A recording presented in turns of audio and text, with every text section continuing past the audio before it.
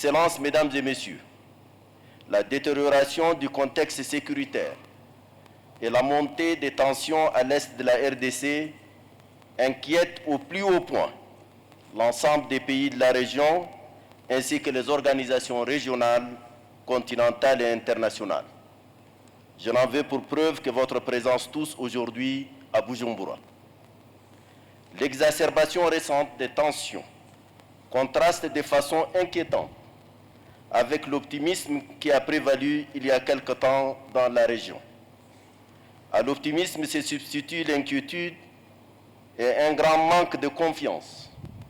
Cette situation délétère à l'atmosphère polluée menace dangereusement les conditions de paix, de stabilité et de développement tant attendues dans la sous-région. Face à cette tendance négative, je voudrais saluer la mobilisation des mécanismes régionaux africains en vue de les contenir et de trouver les solutions idoines aux problèmes posés depuis fort longtemps.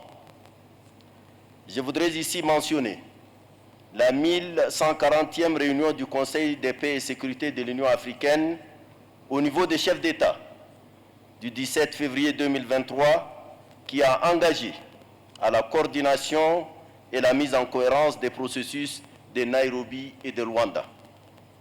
Je voudrais également saluer la pertinence de l'approche globale portée par le processus de Nairobi de la communauté d'Afrique de l'Est qui combine efforts militaires et dialogue politique. Je salue à ce titre le déploiement en dépit des difficultés de la force régionale de la communauté d'Afrique de l'Est en République démocratique du Congo pour freiner l'escalade de la violence. Dans cet ordre d'idées, je rends hommage à l'action de l'Angola, notamment du président João Lourenço, pour le rétablissement d'une relation apaisée et fraternelle entre la République démocratique du Congo et le Rwanda. Je ne saurais oublier, Mesdames et Messieurs, les efforts des Nations Unies à travers la MONUSCO et le travail de son envoyé spécial pour le Grand Lac. Merci, Monsieur le Secrétaire général et cher ami Antonio, pour ton engagement réitéré pour la paix, la stabilité et le développement de l'Afrique. J'exprime également notre appréciation aux efforts de tous nos partenaires pour leur soutien à la paix, à la stabilité et à la sécurité dans la région des Grands Lacs.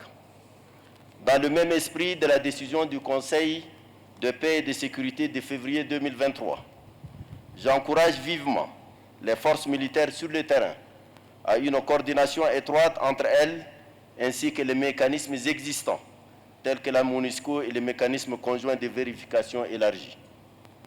Excellences, Mesdames et Messieurs, en dépit des efforts persévérants entrepris par les uns et les autres, force est de reconnaître que les résultats concrets de nos démarches demeurent modestes.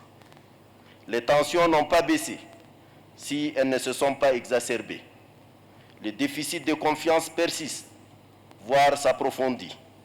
Les solutions concrètes au-delà de l'expression de bonnes intentions attendent toujours. Nous sommes aujourd'hui arrivés à un moment de vérité et de décisions courageuses et stratégiques. Je ne crois sincèrement pas que le temps est encore aux accusations mutuelles, à la mise en cause de la bonne foi des uns et des autres, et encore moins aux tergiversations et au louvoiement.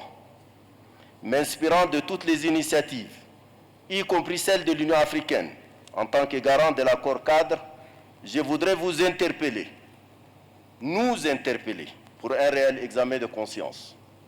N'est-il pas superflu de dire que nous avons aujourd'hui assez de conflits dans le continent, avec un Sahel meurtri, une Libye en perpétuelle déchirure, un Soudan en flammes qui viennent s'ajouter à la lancinante et perpétuelle tension à l'est de la République démocratique du Congo. Jusqu'à quand allons-nous continuer à faire étalage de nos faiblesses, carences et fragilités diverses? Pourquoi continuons-nous à tourner en rond en observant la non-concrétisation effective de nos décisions? Nos peuples et nos amis dans le monde nous regardent. J'ai sincèrement peur qu'ils finiraient par incriminer nos déficits de volonté politique de détermination, voire de leadership tout court. Excellences, Monsieur le Président, Excellences, Mesdames et Messieurs les chefs d'État et de délégation, les tensions qui nous préoccupent aujourd'hui interpellent sur la pertinence et même l'adéquation de nos mécanismes de sécurité actuels, notamment l'accord cadre.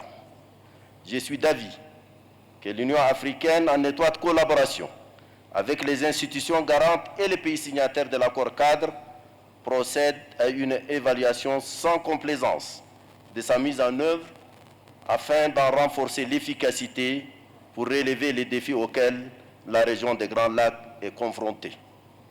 Dans cet esprit, je joins ma voix à cette décision du Conseil tant il apparaît impératif d'évaluer ce qui a été fait, mais surtout de l'adapter aux évolutions et à nos ambitions généreuses pour les peuples de la région.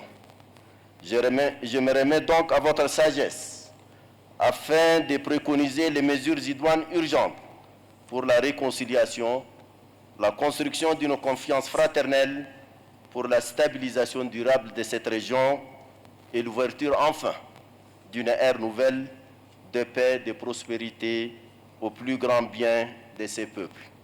Je vous remercie de votre aimable attention.